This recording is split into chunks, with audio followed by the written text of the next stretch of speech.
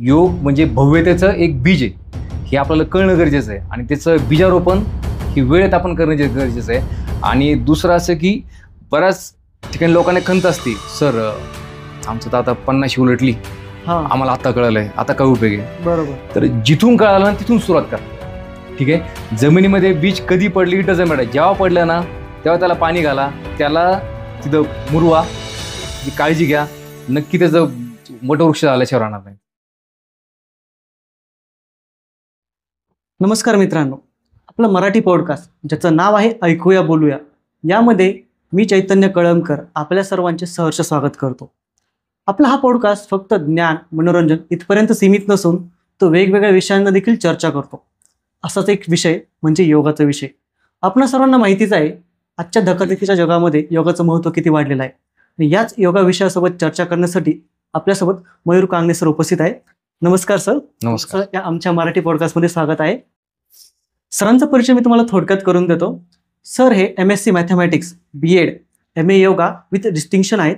आयुष मंत्रालयाची मान्यताप्राप्त योग शिक्षक व योग जज म्हणून देखील निवड झालेली आहे.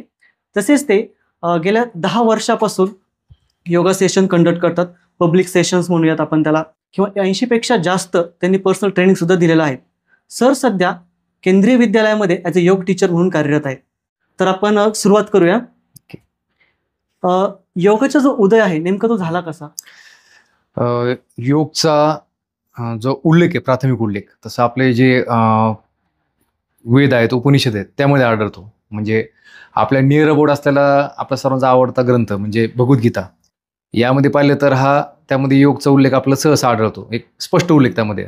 आणि त्याही अगोदर बरेचसे काही उपनिषद आहेत, काही प्राचीन ग्रंथ आहेत, त्यामध्ये सुद्धा योगचा उल्लेख त्यामध्ये ठिकाणी आढळतो. म्हणजे गीता जर घेतली आपण, आता गीतेचा जर आपण कार्यकाळ पाहिला तर साधारणतः 5000 वर्षापूर्वीचा आपण कार्यकाळ तो मानतो, किंवा त्याच्यामध्ये काही दोन्ही असू शकतं, पण प्राचीन ग्रंथापैकी एक भगवद्गीता ग्रंथ आपण मानतो. बरोबर.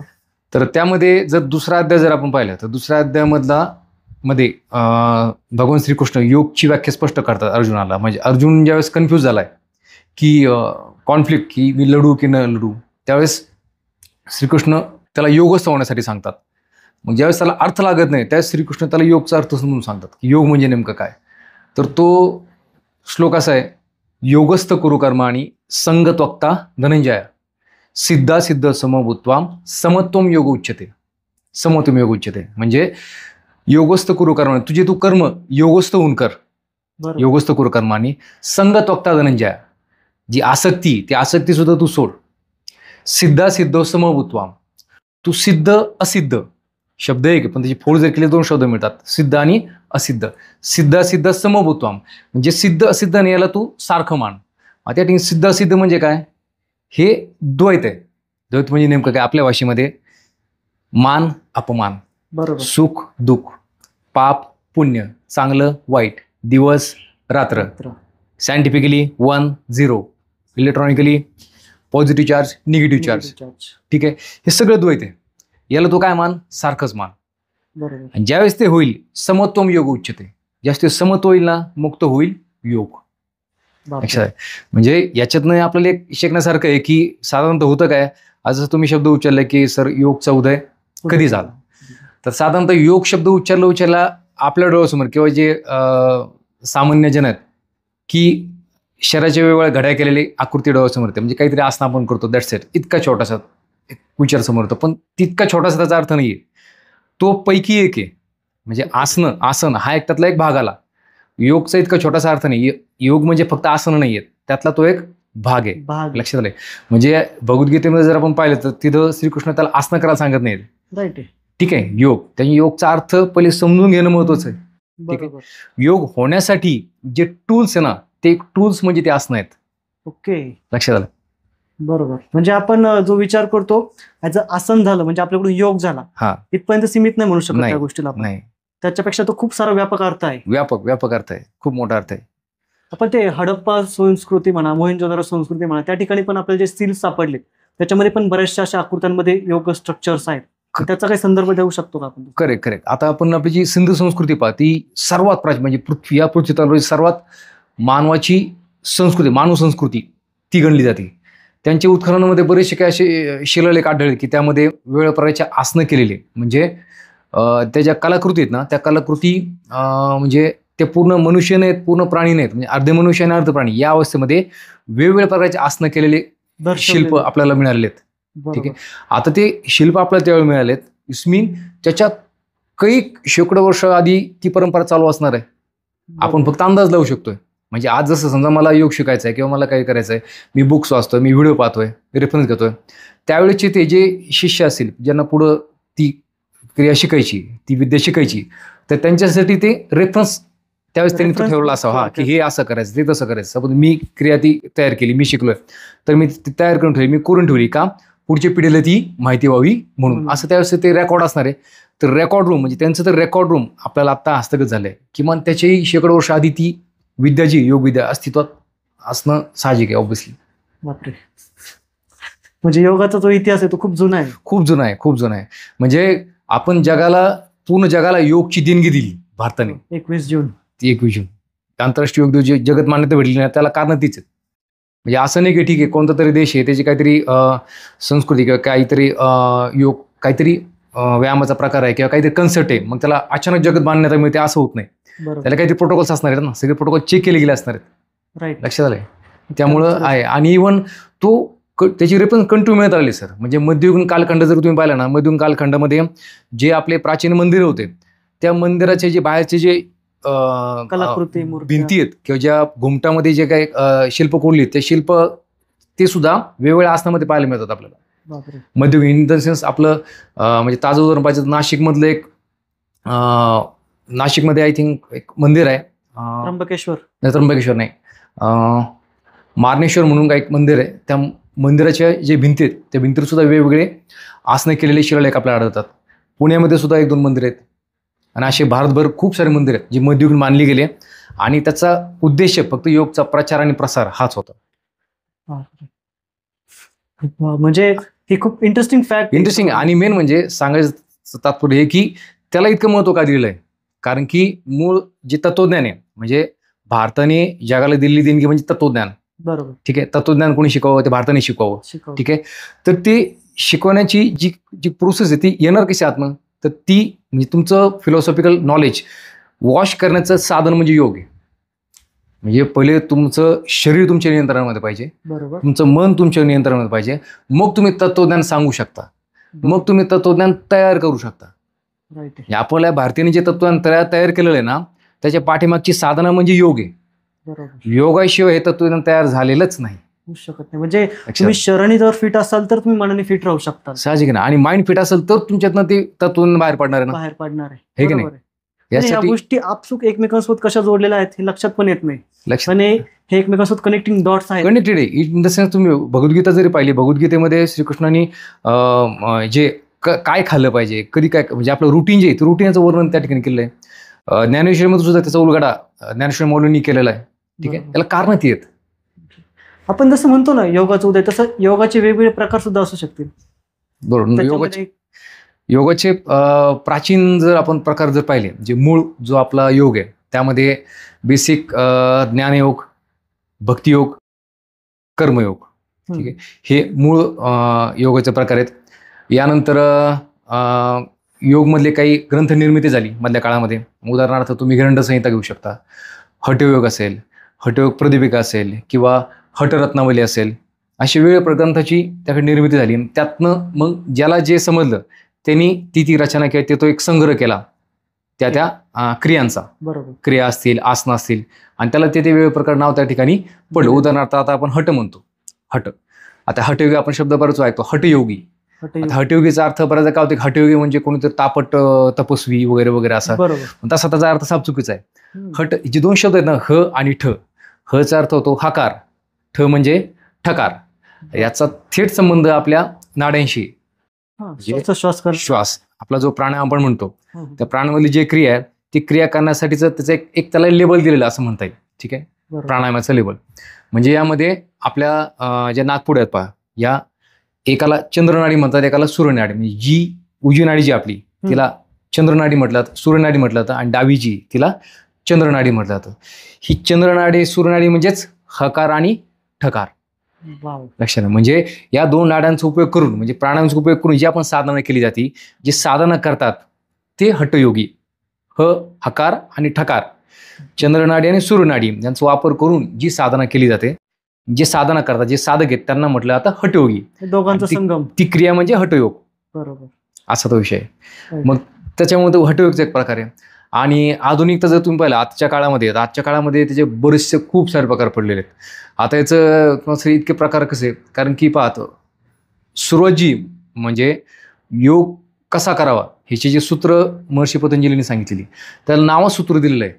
कारण साधारणतः होत असं जे काय आपल्याकडे संस्कृत कंटेंट आहे पाठीमागचं, त्याला जे काय आपल्याला सापडतं त्याला त्या रचनेला एकतर आपण सुभाषित म्हणतो किंवा चरण म्हणतो किंवा काही वेगळ्या नाव असतात. पण योगचं जे काही कंटेंट आहे त्याला सूत्र म्हटलं जातं. सूत्राचा अर्थ काय आहे? फॉर्म्युला. ठीक आहे. म्हणजे जसं पायथागोरसचं सूत्र आहे की बाजूवर्ग अधिक बाजूवर्ग बरोबर कर्णवर्ग, म्हणजे a² + b² = c². ते सूत्र ते फिक्स आहे.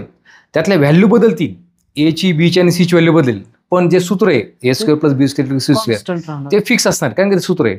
तसंच योगमध्ये इतकं स्वातंत्र्य दिलेलं आहे की ते सूत्र आहे, त्या सूत्राला धरून त्यामध्ये तुम्हाला जो त्याचा अर्थ उलगडेल तो तुम्ही मांडू शकता किंवा तो तुम्ही रिअरेंज पुन्हा करू शकता. मग हे स्वातंत्र्याचा वापर करत आधुनिक काही योग साधक आहेत त्यांनी त्याचा चांगला वापर करून काही वेगवेगळे योग पद्धती त्यांनी घडवल्या. उदाहरणार्थ ताजं आणि आपल्या जवळचं उदाहरण घ्यायचं म्हटलं तर BKS अय्यंगार आहेत. तर त्यांचा अय्यंगार योग म्हणून प्रसिद्ध आहे. ठीक आहे. वेगवेगळे कठीण आसनं आणि प्राणायाम यांचा मिलाप त्यांनी केला. यानंतर दुसरं नाव बिक्रम योगा म्हणून फेमस आहे. नावच बिक्रम योगा आहे. म्हणजे विक्रम नावाचे साधक आहेत, त्यांनी बरंचसं काम त्यांचं आउट ऑफ इंडिया झालं आहे. त्यांनी त्यांची पद्धती मांडली की 40 डिग्री सेल्सिअस म्हणजे 40 डिग्री तापमानामध्ये 26 प्रकारचे आय थिंक आसनं त्यांनी सिलेक्ट केले. ती करणं म्हणजे तो विक्रम योगा. लक्षात. आसनं कुठली आहेत? तीच की जे पद्धती जे सूत्रामध्ये सांगितलेलं आहे, जे आपल्या ग्रंथामध्ये रचना केलेली आहे. काही ग्रंथामध्ये ऍक्च्युली वर्णन केलेलं आहे, म्हणजे मध्ययुगी जी म्हणजे 12व्या-13व्या शतकामध्ये जे काही ग्रंथ निर्मिती झाली त्यामध्ये ऍक्च्युअली वर्णन सुद्धा केली आहेत, आसनं कशी करावेत, काय करावेत. तो धागा पकडून त्यांनी ही रचना केली. ठीक आहे. त्यांना जो समजला, त्यांना जो अनुभव आला त्यांनी तो मांडला, म्हणून तो बिक्रम योगा. ठीक आहे. असं. त्यानंतर त्याच्यानंतर एकदम अलीकडचे समजा इथे रिस्टोरिक योगा. रिस्टोरिक योगा म्हणजे बऱ्यापैकी आपण कुठेतरी व्हिडिओमध्ये पाहतो किंवा शॉर्ट्समध्ये की वेगवेगळे टूल्स, इट्स मीन टॉवेल असेल, उशी असेल किंवा दोरी असेल, याचा सपोर्ट घेऊन आसनं करणं किंवा होल्ड करणं, त्याला तो एक प्रकार पडलाय. त्यानंतर एअर योगा सध्या खूप फेमस आहे. म्हणजे बॉलिवूडमध्ये सध्या तो प्रचंड गाजतोय. एअर योगा इट्स मीन हवेमध्ये, म्हणजे हवेमध्ये दोऱ्या किंवा जे कापडी पट्टे असतात त्यांचा आधार घेऊन हवेमध्ये त्या दोऱ्याचा आधार घेऊन हवेमध्ये आसनं करणे आणि शरीर होल्ड करणं, तो एक प्रकार आहे. म्हणजे जमिनीवर करायचे आसनं दोरीचे आणि पडद्यांच्या सहाय्यामध्ये हवेमध्ये करणे, म्हणून तो एअर योगा. वॉटर योगा एक अजून एक आलाय. वॉटर योगा म्हणजे पाण्यामध्ये आसनं करणे वेगवेगळ्या प्रकारची, म्हणून वॉटर योगा. आणि near about power yoga it's mean जपत काय होतं, काही काहींना समजा आता मसल्स स्ट्रॉंग पाहिजेत, दिसायला थोडंफार शरीर आकर्षक असावं, काही काहींचं म्हणणं असतं ते पाहिजे. मग त्यांसाठी असे काही बरेचसे काही आसनं आहेत किंवा भारतीय काही दंड प्रकार आहेत की त्याने आपली बॉडी बल्की होती, थोडीशी आकर्षक दिसते, सुडवून दिसते. मग त्यांचं एकत्रीकरण करण्यात आलं, त्याला नाव देण्यात आलं पॉवर योगा. म्हणजे सगळ्यांचं एकत्रीकरण करूनच, म्हणजे फॉर्म्युला तोच, फक्त त्याच्यामधले जे व्हॅल्यू ते वेगवेगळ्या टाकून आपण त्याला एक साचा बंद केलं अकॉर्डिंग टू सिच्युएशन. म्हणजे मला काय हवंय, सपोज जो साधक आहे, साधकाला त्याचं डिमांड आहे मला माझं वेट लॉस व्हायला पाहिजे, मला शरीर व्यवस्थित सोडलं पाहिजे. ठीक आहे. मग तो पॉवर योगा करतो.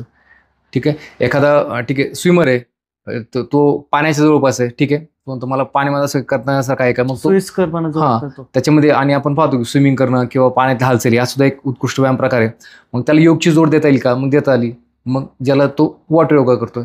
असं परिस्थितीवर अनुरूप ते प्रकार घडत गेले आणि इथून पुढे सुद्धा ते प्रकार पडत जातील. म्हणजे त्याला असं रिस्ट्रिक्शन नाही की इथपर्यंत सीमित नाही, त्याच्यामध्ये आणखीन उलगडा वाढत जाणार. आणखी त्याचे प्रकार आणखीन खोल जाऊ शकते. म्हणजे जितका व्यापक होईल योग तितके त्याचे प्रकार आणखी होऊ शकतात. येस. आपण जसं योग म्हणतो तसं योग आणि प्राणायाम ह्याच्यामध्ये आपण डिफरन्शिएट नाही करू शकत. मग करू शकतो. नाही, differentiate mean pranayama is a tools of योग. योगचे टूल आहे प्राणायाम. म्हणजे योग आता म्हणताना आपण दोन्ही शब्द एकडे उचलतो, योग प्राणायाम करायचा आहे. प्राणायाम योग करायचा असं. पण योग होण्यासाठी जे करावं लागतं ना, त्यापैकी एक क्रिया म्हणजे प्राणायाम आहे. ओके. लक्षात म्हणजे आलं? जसं मगाशी तुम्ही सांगितलं योग ही व्यापक संकल्पना आहे. व्यापक संकल्पनेमधला एक पार्ट म्हणून योग प्राणायाम असं कन्सिडर करू शकतो. एक साधन आहे, एक tool आहे. साधन. तसं एक गाडी खोलण्यासाठी एक पाना लागतो. बरोबर. ठीक आहे, तसं तो पाना म्हणजे प्राणायाम आहे. राईट. योग करायचं नाही, योग व्हायला पाहिजे. योग म्हणजे योग अंतिम होणं- साध्य आहे ते, साध्य आहे, आणि साधन म्हणून प्राणायाम आपण पाहू शकतो. साधन. करेक्ट, हे साधन आहे. बरोबर. म्हणजे तुम्ही बरोबर बोललात, योग हे साध्य, हम्म. प्राणायाम हे एक साधन. साधन आहे. म्हणजे आपण आपल्या ज्या धकाधकीच्या जीवनामध्ये योगला आपण जीवनशैली सुद्धा बनवू शकतो आपली. नक्कीच 100% व्हायलाच पाहिजे. आणि तो शेकडो वर्षापासून आपल्या भारतीय संस्कृतीचा भाग आहेच ऑलरेडी. आपण आता ते विसरत चाललोय. म्हणजे इवन आय थिंक आपल्या स्वातंत्र्यपूर्व काळापर्यंत जरी आपण पाहिलं तर आपल्या दिवसाची सुरुवात ही प्रत्येक घरामध्ये व्यायामाने ही होतेच. बरोबर. म्हणजे इवन घरामध्ये स्त्री असो किंवा पुरुष असो, व्यायामाने सुरुवात, न्याहारणी, व्यायामानंतर न्याहारी नंतर मग आपलं प्रार्थना असेल, म्हणजे ज्याला जी सोयीस्कर असेल ती, आणि मग दिनचर्या सुरू होत होती. बरोबर. म्हणजे हा जो रुटीन ना, हे योगचंच रुटीन आहे, ऑलरेडी होतं. हे आत्ता मधल्या कालखंडामध्ये थोडंसं ब्रेक पडला त्याला. बरोबर. म्हणजे आपण जसं म्हणतो ना, योग करताना आपण असं एक ठराविक टाइमला केलं पाहिजे किंवा प्रहरी केलं पाहिजे, असं बरेचदा बोललो होतं. सकाळच्या वेळेस तुम्ही योगा करा किंवा संध्याकाळच्या टाइम मध्येच योगा करा, असं स्पेसिफिक टाइम लिमिटेशन असतं का आपल्याला ज्यावेळेस म्हणजे आपण त्यावेळेस पण करू शकतो? नक्की, चांगला प्रश्न आहे. आता योग प्राणायाम हा बऱ्यापैकी जर आपण सकाळी केला तर तो उत्तम. बरोबर. सकाळी इन सेन्स त्यात तर जर तुम्ही ब्रह्ममुहूर्तावर जर उठताय, ठीक आहे, म्हणजे तुम्ही 4 ते 5:45, 5:30, 5:45 दरम्यान जर तुम्ही उठताय, त्या रेंजमध्ये जर तुम्ही वर्कआउट करताय तर ते इट्स ब्लास्ट, त्याला नो चॅलेंज. ठीक आहे. पण आजच्या धकाधकीच्या काळामध्ये म्हणा, प्रत्येकाचं बिझी शेड्यूल असेल किंवा बदललेल्या रुटीनमुळे जाग येणं शक्य नाही, किंवा ते रुटीन फॉलो करणं एकदम इन्स्टंटली पॉसिबल नाही. ठीक आहे. म्हणजे फ्लेक्झिबिलिटी काय आहे की नाही तुम्हाला सकाळी जमत तर सुरुवात म्हणून तुम्ही संध्याकाळी सुद्धा क्रिया करू शकता. म्हणजे संध्याकाळचा 5 ते 7 हा जो काळ आहे, म्हणजे ज्याला आपण संधिकाल म्हणतो. बरोबर. संधिकालामध्ये सुद्धा तितकीच थोडीफार, म्हणजे सकाळच्या संधिकालामध्ये आणि संध्याकाळ संधिकाल, संधी मीन जिथं दिवस आणि रात्र एकत्र येतात तो संधिकाल. ओके. लक्षात आलं? अशी या अर्थाने दोन्ही म्हणतो मी. एकत्र येतो तो टायमिंग. हा, म्हणजे पहाटे दिवस नसतो रात्री नसते, बरोबर. संध्याकाळी दिवस नसतो रात्री नसतो, तो संधिकाल, तो एनर्जी टाइम असतो. लक्षात आले? त्याच्यामुळे त्या वेळेमध्ये जर केलं तर त्याचे रिझल्ट इट इज इक्वलंट. पण ॲज अ बॉडी लेवलला तुम्हाला एक्सपिरियन्स जो आहे ना तो पहाटे चांगला मिळतो, पण रिझल्ट दोघांचे सेम. लक्षात आलंय? म्हणजे क्रिया केल्यानंतर मला फ्रेश वाटतं, एनर्जेटिक वाटतं कधी सकाळी, पण दोघांची रिझल्ट सारखेच. बरोबर. नाही तुम्हाला सकाळी भेटत, तुम्ही संध्याकाळी तुम्ही करू शकता. 5 ते 7 या वेळेमध्ये तुमची जी काही साधनं आहे ती साधन तुम्ही करू शकता. त्यातही जमत नाही तुम्हाला, जर तुम्ही प्राणायाम करत असाल तर प्राणायाम तुम्ही संध्याकाळच्या वेळेमध्ये सुद्धा तुम्ही, म्हणजे रात्रीच्या प्रहरीमध्ये सुद्धा तुम्ही ते करू शकता. म्हणजे असे बरेचसे काही प्राणायाम आहेत, ते प्राणायाम तुम्ही जेवण झाल्यानंतर किंवा झोपेच्या एक अर्धा तास आधी जर केले, ते करता करता झोपे जरी गेले तरी इट्स बेस्ट. तुमची ती कॉन्शियस झोप, आणि त्याला एक सुपर स्लीप आपण त्याला म्हणत, ती सुपर स्लीप तुम्हाला मिळू शकते. हे योगा किंवा प्राणायाम जर विचार केला त्याचे वेगवेगळे नावं सुद्धा असतील, त्याच्यामध्ये काय काय सांगता येऊ शकतात बरं आपल्याला? सूर्यनमस्कार आणि त्या पद्धतीचे प्रकार. हा, प्रकार. योगमध्ये आसनं जर पाहिली तर शेकडो आसनं आहेत. आसनं असेल तर त्यामध्ये एक प्रसिद्ध आणि सर्वांना करता येण्यासारखी जी क्रिया आहे तर ती म्हणजे मी त्याला हायली रिकमेंड करतो, ती आहे सूर्यनमस्कार. म्हणजे जसं आपण एक सुपर फूड म्हणतो तसं सुपर एक्सरसाइज ती सूर्यनमस्कार या ठिकाणी आहे. म्हणजे एखादा बिगिनर असेल, त्याला फार काही माहिती नाही, तर त्यांनी सूर्यनमस्कार जरी सुरुवात केली तर हळूहळू साधक तो होऊ शकतो. आणि सूर्यनमस्काराच्या माध्यमातून तो त्याची स्ट्रेंथ, फ्लेक्झिबिलिटी आणि माइंडसेट तिन्ही बिल्ड करू शकतो. 3 डायमेन्शन त्याचं काम त्या ठिकाणी होऊ शकतं, कारण की एकमेव तो प्रकार असा आहे की त्यामध्ये तुमची 3 डायमेन्शन्स बॅलन्स होतात. Physical dimensions, mental dimension and spiritual dimension. 3 dimensions त्या ठिकाणी कव्हर होतात. त्यामुळे जर तुम्ही सूर्यनमस्कार जर केलात तर मी त्याला हायली रिकमेंड करेल. तर बाकीचे मग जसं तुम्ही हळूहळू एक स्टेप पुढे शिकत जाता, तसं काही बेसिक आसनं आहेत, साधी सोपी. त्यानंतर मग तुम्ही अजून तुमची फ्लेक्झिबिलिटी वाढते, स्ट्रेंथ वाढते, मग तुम्ही अजून थोडी कठीण आसनं करू शकता, अजून कठीण आसनं करू शकता. ठीक आहे. आणि हे करता करता त्याला जोडीला प्राणायाम, आता प्राणायामचा एक मूळ अर्थ आपल्याला कळणं गरजेचं आहे. प्राणायाम म्हणजे प्राण अधिक आयाम. इथं प्राणाचा अर्थ होतो श्वास. श्वास इन द सेन्स ऑक्सिजन. म्हणजे श्वासांसोबत ज्या ज्या काही क्रिया करतो आपण ते सगळे प्राणायाम. लक्षात आलंय. मग याच्यासोबत आसन अधिक प्राणायाम दोन्हीचं कॉम्बिनेशन जर तुम्ही ठेवलं तर इट्स बेस्ट, सुपर बेस्ट. आणि हे झाल्यानंतर म्हणजे मी एक पॅकेज रुटीन सांगतोय की आसन फिजिकल साठी, प्राणायाम इंटरनल अँड मेंटल डायमेन्शनसाठी, आणि झाल्यानंतर थोडासा वेळ तुम्ही ध्यानासाठी द्या, स्पिरिच्युअल साठी. म्हणजे 3 डायमेन्शन तुमचे कव्हर होतात. आणि हा सगळा आता हे ऐकायला तुम्हाला खूप लेंदी वाटतं, सर जितकं कुठं आम्हाला तुम्ही एवढं सांगितलं आम्हाला 1-1.5 तास द्यावा लागेल. ठीक आहे, बर्डन येतं माइंडवर. ठीक आहे, हरकत नाही, अर्धा तास द्या, 10-10 मिनिटं विभागून द्या. 10 मिनिटं आसनं करा, 10 मिनिटं प्राणायाम करा, 10 मिनिटं ध्यान द्या. अर्धा तासही खूप वाटतो, 15 मिनिटं करा, 5 मिनिटं गरजेचं आहे. डेली. सातत्य महत्वाचं. इथं क्वांटिटी महत्वाची नाही, क्वालिटी मॅटर्स. आणि तुमचं सातत्य महत्वाचं आहे. म्हणजे रोज तुम्ही 10 मिनिटं जरी क्रिया करताना इट्स बेस्ट, काही अडचण नाही.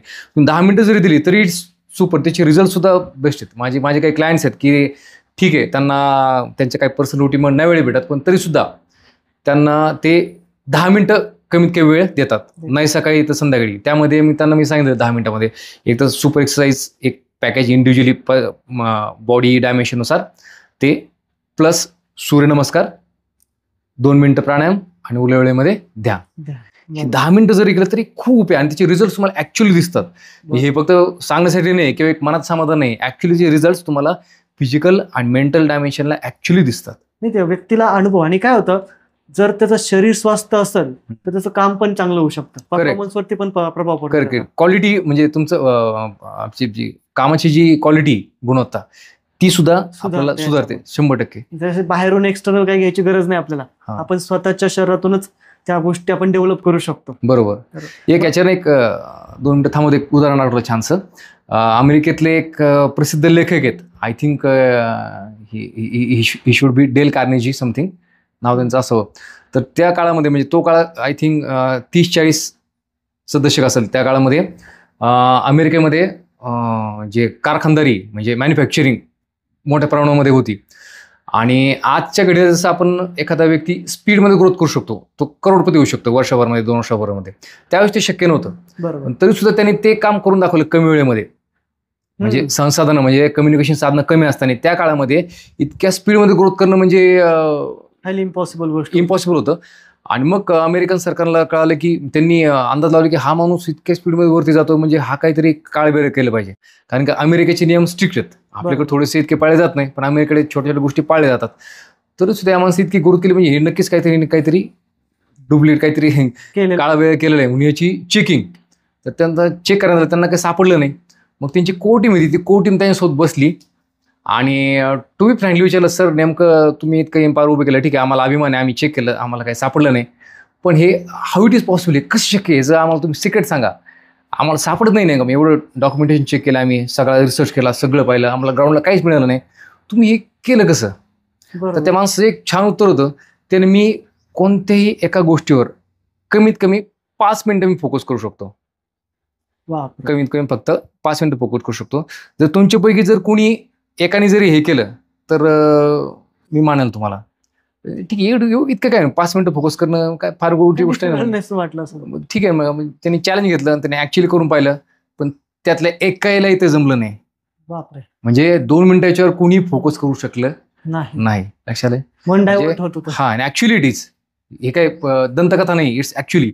म्हणजे फक्त त्या व्यक्तीने 5 minute 5 minute in the sense तो एका गोष्टीवर फोकस करू शकतोय, एवढ्या एकच क्वालिटी पकडून त्याने इतकं मोठा बदल घडवला. लक्षात आलंय? तर आपण जर ठरवलं तर काय होऊ शकत नाही. बरोबर आहे ना. ही ताकद आहे साधण्याची, ही ताकद आहे योगची, आणि हे भारताने पूर्ण जगाला शिकवलेलं आहे. राईट. आणि याचा आपल्याला अभिमान असावा आणि गर्व असला पाहिजे. बरोबर. म्हणजे आपण योगा करतो, फक्त योगा करून उपयोग नाही, त्यासोबत आपल्या आहारामध्ये पण तेवढंच सातत्य किंवा नियमितपणा असला पाहिजे. त्याबद्दल तुम्ही काय सांगता? बरोबर. आता हे झालं बॉडी लेवलला. नंतर जसं आपण म्हणतो की आहार, विहार आणि विचार, 3 डायमेन्शन्स. म्हणजे आपल्याला चांगलं लाईफ जगायचं, क्वालिटी लाईफ जगायचं, हे 3 नियम आपण पाहिलेत: आहार, विहार आणि विचार. बरोबर. विहारचा आपण पाहिला आता. आहार हर इन द सेन्स आपण काय इंटेक घेतोय. ठीक आहे.